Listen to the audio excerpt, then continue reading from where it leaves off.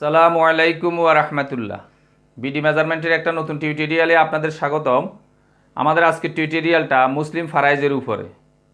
মুসলিম ফারাইজের আজকে আমরা একটা গুরুত্বপূর্ণ বিষয় নিয়ে আলোচনা করব, সেটা হলো ছেলে মেয়েদের অংশ নিয়ে।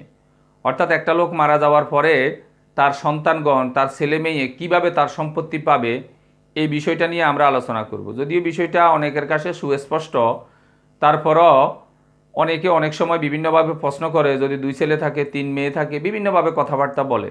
আজকের বিষয়টা আমরা দেখানোর চেষ্টা করব ছেলে মেয়েদের অংশটা কিভাবে পাবে। ইতিপূর্বে আমরা মুসলিম ফারাইজের উপরে ডজনেরও বেশি ভিডিও আপলোড করেছি। আশা করি ভিডিওগুলো দেখেছেন। যারা ওই ভিডিওগুলো এখনও দেখেন নাই, ইচ্ছা করলে আপনারা এগুলি প্রথমে দেখে আসতে পারেন।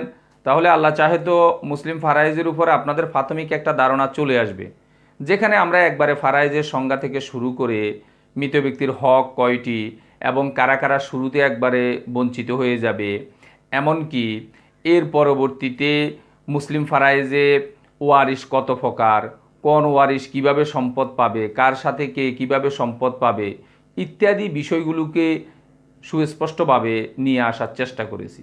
এর পরবর্তীতে আমরা বন্টন প্রক্রিয়াটাকেও নিয়ে এসেছি, যে মুসলিম ফারাইজে 3 ধরনের বন্টন আছে। একটা হলো সাধারণ বন্টন, একটা হলো আউল বন্টন, আর একটা হলো রদ বন্টন।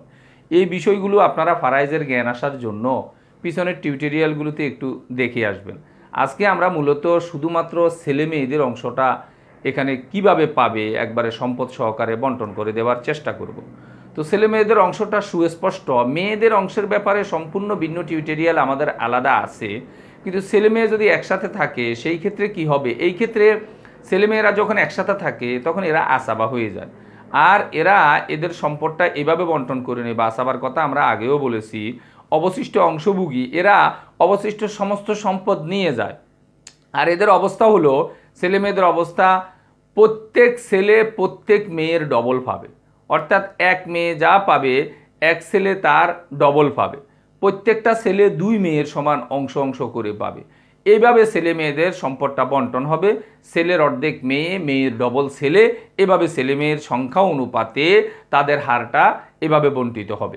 তো আমরা চলুন হোয়াইট বোর্ডের মাধ্যমে এই জিনিসটা দেখে আসি যে ছেলে মেয়েদের অংশটা কিভাবে বন্টন করা হবে। মুসলিম ফারায়েজ সন্তানের অংশ। সন্তান বলতে এটা আমরা যখন ছেলে মেয়ে একসাথে থাকবে এই জিনিসটাই মেইনলি বুঝাইতে চাইতেছি। ছেলে মেয়ে মিশ্রিত থাকলে কি অবস্থা হবে? আমাদের সমাজে বেশিরভাগ লোকেরই তো এই অবস্থা, যে ছেলে মেয়ে একসাথে আছে, ছেলে মেয়ে একসাথে আছে।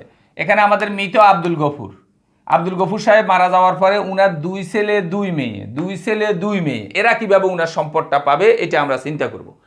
এখন আমরা বলছি প্রতি মেয়ে যা পাবে প্রতি ছেলে তার ডবল পাবে, ছেলে যা পাবে প্রতি মেয়ে তার অর্ধেক পাবে। আপনি সংক্ষেপে খেয়াল রাখবেন এই কথা, প্রতি মেয়ের জন্য লইবেন 1 ভাগ করে, ছেলের জন্য লইবেন 2 ভাগ করে।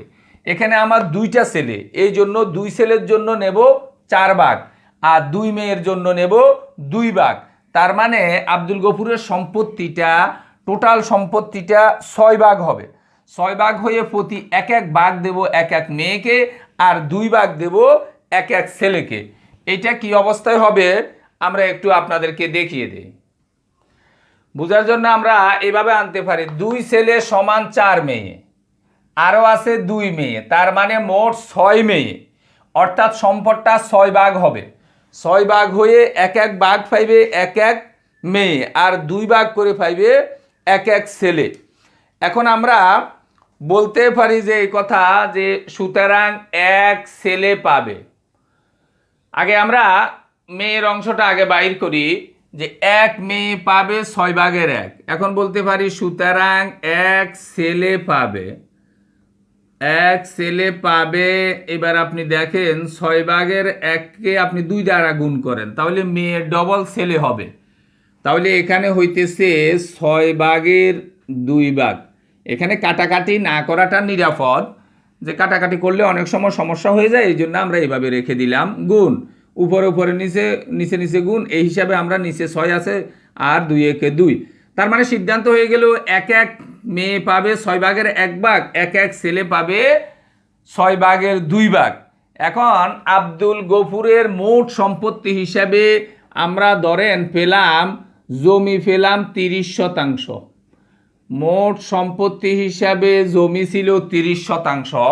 এখন 30% জমিকে আমরা ছেলে মেয়ে উভয়ের মধ্যে ভাগ করে দেব যে কে কতটুকু পাবে।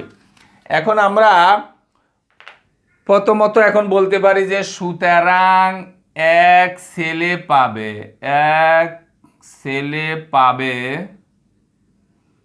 ছেলে পাবে ওই যে 30% ছিল, এই জন্য বলতে পারি 30 এর তার ভাগ হইল 6/2। এখন এর কাজ হলে উপরে গুণ নিচেরগুলা দিয়ে ভাগ করে ফেলবো। দেখেন 30 দুগুণে 60, 60কে আপনি যখন 6 দ্বারা ভাগ করবেন তাহলে 10%, 6 10 60, এই হিসাবে আমার হইতেছে 10%। অর্থাৎ এক ছেলে পাইতেছে আমার 10% করে সম্পত্তি। 2 আর 30-এ গুণ করলাম, 30 দুগুণে 60, 6 দ্বারা ভাগ করলাম, তাহলে হইতেছে 10%। এক ছেলে যদি 10% হয় তাহলে ছেলে দুইটা, এই হিসাবে আরেক ছেলেরও 10%। তার মানে এই অংশ ছেলেদের আমরা দেখতেছি 20% হয়ে গেল, বুঝার জন্য এটা লিখে রাখলাম। আসেন এখন বলতে পারি যে সুতরাং এক মেয়ে পাবে, এক মেয়ে পাবে 30 এর টোটাল সম্পত্তি 30% ছিল, 30-এর 6/1। এখন 30-এর 6/1 কত হবে? 1 আর 30-এ গুণ করলে 30, 5 6 30, অর্থাৎ 30-কে যখন 6 দ্বারা ভাগ করলাম তখন হইল 5। তার মানে এক মেয়ে পাবে 5%। এখন মেয়ে দুইটা বিদায় আরও 5% দেখিয়ে দিই আমরা। তাহলে এই যে এই দুইটা 20 আর 10, তাহলে আগের মতো 30% মিলল। তার মানে 30% সম্পত্তি ওইভাবে আমরা ছেলে মেয়েদের মধ্যে বন্টন করে দিলাম। অর্থাৎ 30% সম্পত্তি ছেলেমেয়েরা ওইভাবে পেল। একটা মেয়ে যা পেল একটা ছেলে তার ডবল পেল। মেয়ে পাইছে 5%, ছেলে পাইছে 10%। এই প্রক্রিয়ায় বন্টন হইল। আশা করি ছেলে মেয়েদের অংশটা খুব ভালোভাবে বুঝতে পারছেন। খুব সহজে একটু বুঝে রাখবেন, আমি তো আজকে 2 ছেলে 2 মেয়ের কথা বললাম। ছেলে মেয়েদের সংখ্যা সব সময় ভিন্ন রকম হবে।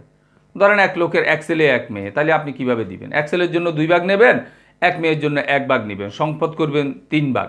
অর্থাৎ 3 ভাগ করে 2 ভাগ ছেলে নিয়ে নিবে, 1 ভাগ মেয়ে নিয়ে নিবে। ধরেন এক লোকের 5টা মেয়ে 5টা ছেলে ছিল, তাহলে 5টা ছেলের জন্য আগে 10 ভাগ নেবেন, 5 মেয়ের জন্য 5 ভাগ নেবেন। তার মানে সম্পদ করবেন 15 ভাগ। 15 ভাগ করে 1 ভাগ দিবেন 1 মেয়েকে, আর 2 ভাগ করে দিবেন 1 ছেলেকে। এক লোকের একটা মাত্র ছেলে ছিল আর 60টা মেয়ে ছিল, তাহলে একটা ছেলের জন্য 2 ভাগ নেন, আর ছেলে মেয়ে 60টার জন্য 4 ভাগ নেন, অর্থাৎ সম্পদ 6 ভাগ হবে। 6 ভাগ হোক 1 ভাগ 1 মেয়ে পাবে, আর 2 ভাগ করে 2 ভাগ 1 ছেলে পেয়ে যাবে। অর্থাৎ এইভাবে ছেলে মেয়েদের সংখ্যা অনুপাতে আপনি এটা চিন্তা করে নেবেন যে প্রতি মেয়ে যা পাবে প্রতি ছেলে তার ডবল পাবে। এই জন্য প্রতি ছেলেকে 2 মেয়ে সমান মনে করে আমি বন্টন করব। আর সব সময় এখানে বেশিরভাগ সময় কমনভাবে যেটা থাকে, হয় স্বামী মরে স্ত্রী থাকে, স্ত্রী মরে স্বামী থাকে। এই সম্পদটা বন্টন হবে স্বামী স্ত্রীরটা দেওয়ার পরে। পুরুষ লোক মারা গেছে, তার স্ত্রীর ছেলে মেয়ে থাকলে তো 8 ভাগের 1 ভাগ পাবে, স্ত্রীটা দিয়ে তারপরে বন্টন এটা করব। শুরুতেই ছেলে মেয়েদেরকে সবটা দিয়ে দেব না। আবার একটা মহিলা মারা গেছে, আগে তার স্বামীর 4 ভাগের 1 ভাগ পাওয়ার যে কথা, সন্তান থাকলে স্বামী 4 ভাগের 1 ভাগ পাবে, এই জন্য স্বামীর 4 ভাগের 1 ভাগ রেখে পরবর্তীটা আমি ছেলে মেয়েদের মধ্যে এইভাবে বন্টন করব। এই জন্য এই জিনিসগুলো ভালোভাবে বুঝে আসার জন্য বন্টন প্রক্রিয়াটা একবারে শুরু করে না দিয়ে আগে সমস্ত টিউটোরিয়ালগুলো ভালোভাবে দেখা দরকার। কারণ ফারাইজ এমন একটা বিদ্যা যে আপনি যদি এলোমেলো উল্টাপাল্টা করেন তাহলে অনেক সময় দেখা গেছে যে আরেকজন আসে সঠিক করবে, লজ্জিত হয়ে যেতে হবে। এই জন্য ভালো করে কনফিডেন্স আসার পরে করবেন। এরপরেও কোনো অংশ না বুঝলে ইনশাল্লাহ আমাদেরকে ফোন করলে অথবা দেখা গেছে যে আমাদেরকে কমেন্ট করলে আমরা ইনশাল্লাহ জবাব দেওয়ার চেষ্টা করব। আর ভিডিওটি ভালো লাগলে লাইক, কমেন্ট এবং শেয়ার করবেন। আমাদের ভিডিওগুলোকে ধারাবাহিক পাওয়ার জন্য চ্যানেলটাকে সাবস্ক্রাইব করবেন। এই আশাবাদ ব্যক্ত রেখে আজকে টিউটোরিয়ালটা এখানে শেষ করছি। আল্লাহ হাফেজ।